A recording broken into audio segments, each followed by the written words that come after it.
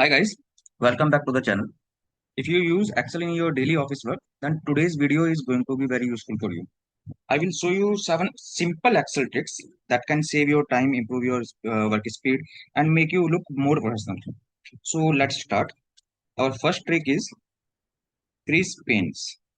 So if you are working in office, so you know there will be lots of data in multiple rows and multiple columns. So if you have bigger data and you are moving your cursor like this, so you can see your header is going to be invisible. So whenever we are moving our cursor and we want to show our headers, so we can use freeze panes. For this we have to we have to go on view tab. Then here we have freeze panes option. There we have three options: freeze panes, freeze top row, and freeze first column. So if we are freezing top row, so only top row of our data will be freezed. If we are freezing only first column, so only first column will be freezed. But if we are using freeze panes, so it will freeze the desired row and desired column where we want to freeze it. So for example, we want to freeze our first row but second column. For this, we will keep our cursor here on C2 and then we will use freeze panes. So you can see now if we are moving our cursor downward, so still our header is visible, our first row is visible here. And in case we want to move our cursor to rightward, so still our second column, B column, is visible here. It is not moved. So this is a trick to present our data whenever we have a big data. And the shortcut key for the same is Alt W F F. You have to just press first Alt, then W, then F, and again F. The second trick is flash fill. In flash fill, if you have some data, it is a formatted data like first name, last name. Here we have some first name and last name. And you want to get only first name in a separate column. So you can write the first name of first data manually. Then on the second cell, you can press Control E and you can see our first names of each cell is coming separately. The shortcut key is Control E. In same manner, you can get the last name as well. So here you can write the last name and then press Control E again on the next cell. And you can see here in first B column we have first names and in C column we have last names. The shortcut key is Control E, Control plus E. The third one is our filter data. Means if we have long data and we want to filter that data. So instead of filtering manually by going in tabs, you can use shortcut key Control Shift L. Shortcut key is Control Shift L. It is for toggling the filter. You can use it to apply the filter and to remove the filter. If you are pressing it again, it is removing the filter.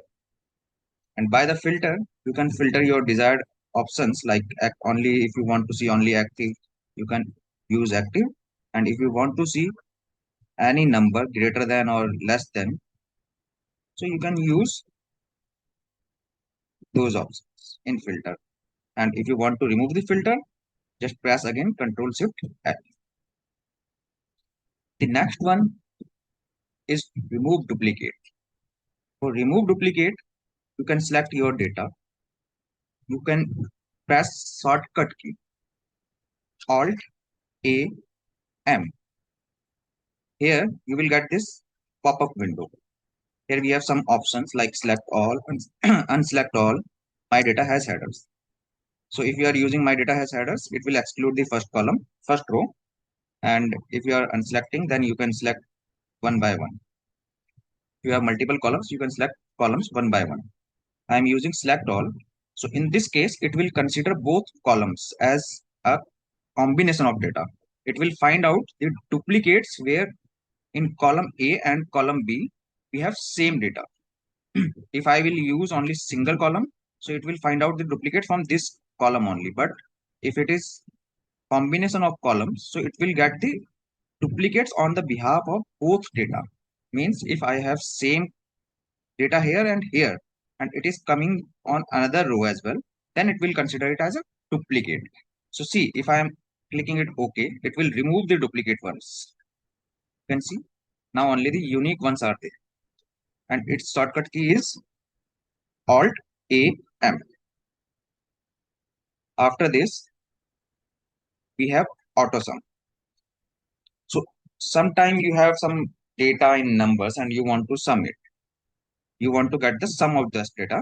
So if you are using formula, it will take some time. You are choosing the cells and using the formula. Instead of this, you can simply press Alt and equal to. It will put the formula automatically. I just pressed Alt and equal to. Its shortcut key is Alt plus equal to. Formula will be auto applied here. The next one is convert data in tables. So by the converting data to table, you can modify your data in a visually good look, and you can apply formulas automatically. Like here, I have this data, and in this column, I have formula. So if I am using next data here, I have to drag this formula to download. But if you are converting your data in a table, for converting the data to a table, you just have to select any cell of your data and press Control T. It will convert your data in table, and here also you have option my table has header, so it will treat the header separately. So I am using it, and you can see now I have some formatting. In this case, now if I am extending data of my table, so you can see if I am using P and filling data here, so you can see formula is coming automatically. I don't have to drag it. Next time again, if I am extending my table, so formula is coming automatically. And its shortcut key is Control T to convert normal data to a table. And by converting your data into a table, you will get some more options. Now your table design tab is activated here. And by this, you can format your table as per your choice. Whatever formatting you want, you can change it accordingly. And the last useful trick is conditional formatting. So if you are presenting your data in to management or to somebody, and you want to highlight some specific points, so you can highlight those by conditional formatting. Like if you have data and you have some conditions that if this is